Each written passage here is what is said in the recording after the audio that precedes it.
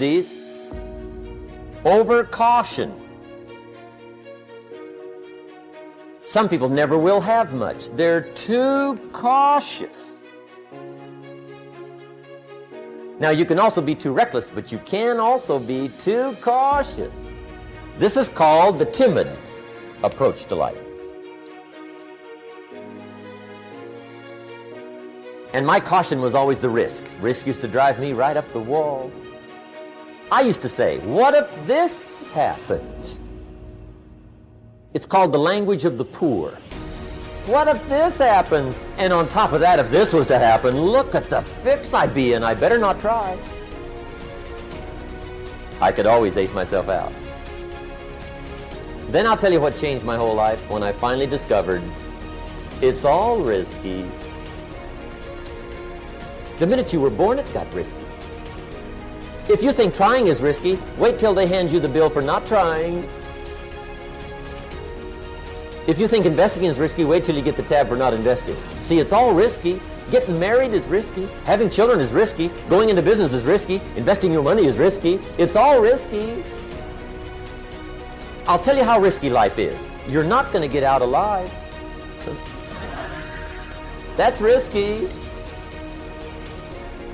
The Englishman says, well, if that's the way it's going to work out, let's give it a go. Right, that's what it's for. Give it a go. Somebody says, yeah, but I'm looking for safety and security. Fine, then huddle in a corner. We'll cover you with a sheet, bring you 3 meals a day.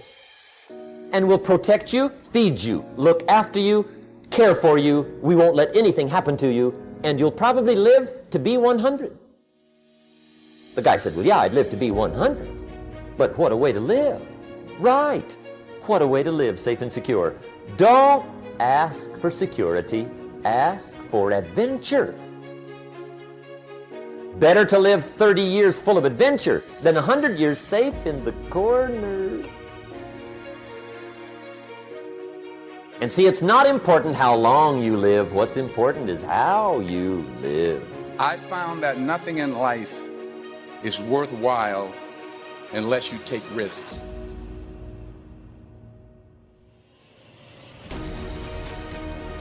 You have to take chances in life. If you don't take chances in life, you will never have the life God has for you. Life is risk. It take courage to pursue your dream. Nelson Mandela said, there is no passion to be found playing small and settling for a life that's less than the one you're capable of living. If you don't want to be uncomfortable, please do not pursue success, because success is a very uncomfortable feeling. God wants you to be excited about your destiny so that you can endure the process that brings you into promise, because there is a process before promise. And if you don't have at least a vision of the promise, the process will discourage you. But every time discouragement is trying to get you to give up the process, remember the vision you have of the promise and keep on walking around the wall. Keep on walking around. I'm tired, Lord, but I'm going to walk around this wall. I'm frustrated, Lord, but I'm going to walk around this wall. I'm lonely, Lord, but I'm going to walk around this wall. Thought I'd be married by now, but I'm going to walk around this wall. Credit's all jacked, Lord, but I'm going to walk around this wall. I'm trusting you when I can't trace you. I'm going to walk around this wall. And Lord, I am crazy enough to stand in front of a solid wall and shout as if it had already come down. Let's try that one time. Let's shout as if the walls had already come down. Life's going to give you ultimately what you'll fight for. Stop allowing God to bless you and give you all this giftedness and opportunity and settle and tolerate less. Don't tolerate it anymore. Yeah, you got to give it your best, but it starts making a decision that this is over. I don't tolerate this life anymore. Pretty good's not good enough for my family. Pretty good's not good enough for my grandmother. Pretty good's not good enough for my grandpa, my parents, my future children. Pretty good ain't going to get it done for this family. Some of you have money. Some of you have patience. Some of you have kindness. Some of you have love. Some of you have the gift of long suffering. Whatever it is, whatever your gift is, what are you going to do with what you have? At one point in time, you got to take a chance on you. A wise man once told me, you got to be willing to do the things today that others won't do in order to have things tomorrow others won't have. I'll tell you this, you can't make excuses and money at the same time. Stop making excuses, start doing what you got to do to make it happen. When you're sitting at your cubicle, when you're lining up for class, getting ready to go through the school day, or whether you're getting ready to take those kids out and get them going for their day as well. One thing I want you to make sure you remember is don't quit. No matter how it goes for the day, no matter what you go through, make sure you don't quit. Because every day, when things go wrong, as they sometimes will, when the road that you're treading seems all uphill, when cares are pressing you down a bit, rest if you must, but don't you quit. Life is queer with its twists and turns, as every one of us sometimes learns. Many a failure had turned about, though he might have won had he stuck it out. So don't give up, though the pace seems slow. You might succeed with just another blow. Success is being turned inside out, the silver tips of the cloud of doubt. You never know how close you are. You might be near, but you seem so far. So stick to the fight when your heart is hit. It's when things go wrong, you must not quit. Are you really being effective, or is your life cluttered with all kinds of stuff that demands you and drains you and taxes you and stops you from being your highest and best self? And are you substituting busyness and all the chaos that goes along with busyness from being effective? 80% of the things we do are busy things that we do in an area that is not effective, that the average person only spends 20% of their time doing the thing that they are really gifted at, created at, excited to do, and the rest of it is all the dismal, dumb stuff that we all have to do in order to survive. Just crazy stuff that we're doing. Wonder what would happen if we would go from doing 80% of things that are busy but not effective, and 20% of the things that are really effective if we would switch those numbers around and only give 20% of our time to the things that we have to do and 80% of our time to the thing that we were created to do. Make your move before you're ready. We're instructed in life to walk by faith and not by sight. See, you want to become a risk taker. You want to raise the bar on yourself. Most people won't do that. See, most people engage in low life living, low risk living. If you're not willing to risk, you cannot grow. And if you cannot grow, you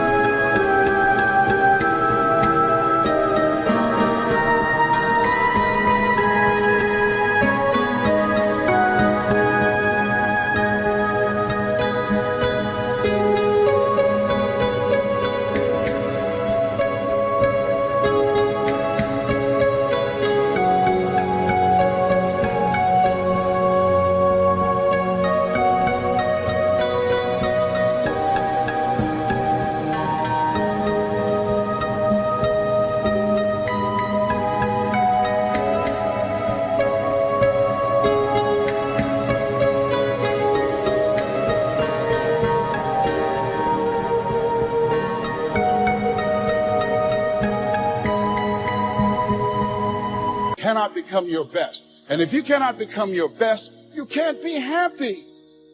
And if you can't be happy, then what else is there? Don't allow fear, failure, and the allure, the attractiveness of playing it safe in life to draw you in.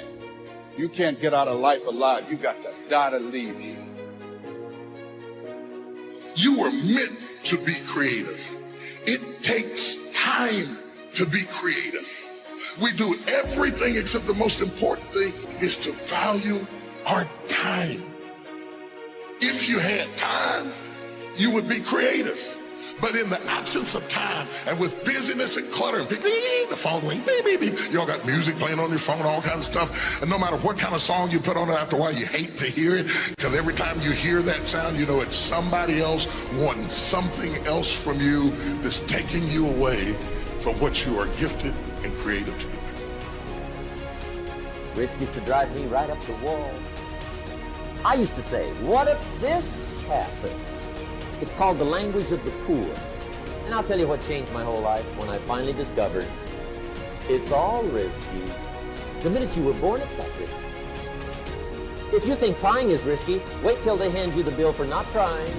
If you think investing is risky, wait till you get the tab for not investing. See, it's all risky. Getting married is risky. Having children is risky. Investing your money is risky. It's all risky. I'll tell you how risky life is. You're not going to get out alive. The Englishman says, well, if that's the way it's going to work out, let's give it a go. Right, that's what it's for. Give it a go. Better to live 30 years full of adventure than 100 years safe in the corner. If you're going to be a risk taker, this is so important that you get, I don't care how old you are or how young you are, catch this right now. If you're going to be a risk taker, learn right now how to fail forward. It's just simple. I can't tell you how many people I meet and I encounter who live life with this fear of failure.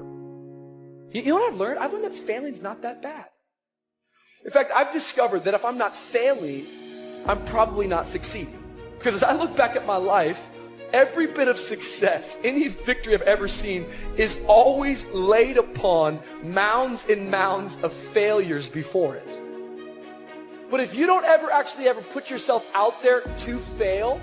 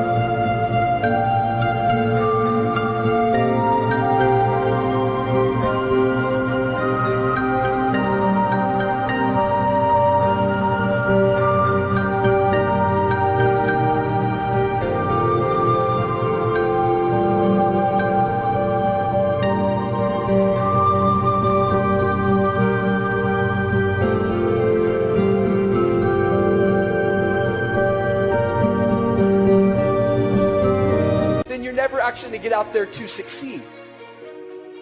Life, man, it's about failure at times. And we have to become okay with failing and getting back up.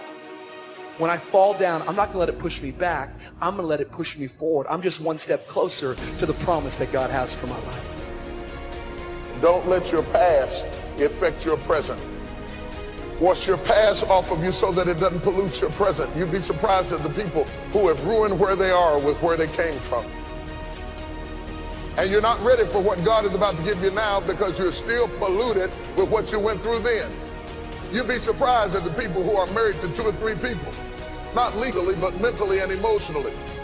You have walked up on this new man with 2 layers of other men still clinging onto your face, and you're ruining your present because your past is still active in your life. Wash it off you. You can't go forward until you wash the past off you. I don't care how long it takes, you cannot go forward until you wash your face. You're not ready for Boaz until you wash your face. You got too much stuff on you from yesterday. You must wash your face. Clinging issues from the past, residue that we can readily detect. I shouldn't be able to look at you and see your past on your face. See, we live in a world where we're told more about our limitations rather than our potential. So you have to watch who's speaking into you. You've got to begin to monitor your mind. And you've got to begin to literally be proactive in programming yourself to success. Be ye not conformed to this world. Be ye transformed by the renewing of your mind. You've got to take responsibility to make that happen. And as you begin to do that, you'll begin to see some incredible changes in your life. I understand now when Earl Nightingale said, all of us are self-made, but only the successful will admit it. See, most people stop short of their dreams and park and get off the highway of life because of the rejections of life. You will always be rejected. It's no big deal. Jack Canfield said rejection is a myth. It's not like when somebody says no and then they slap you. No, it's just, to me, make no your vitamin. Get excited about the no. Why? Because every time someone says no, that brings you another step to a yes. You're getting closer. Trust me, you will win if you don't quit.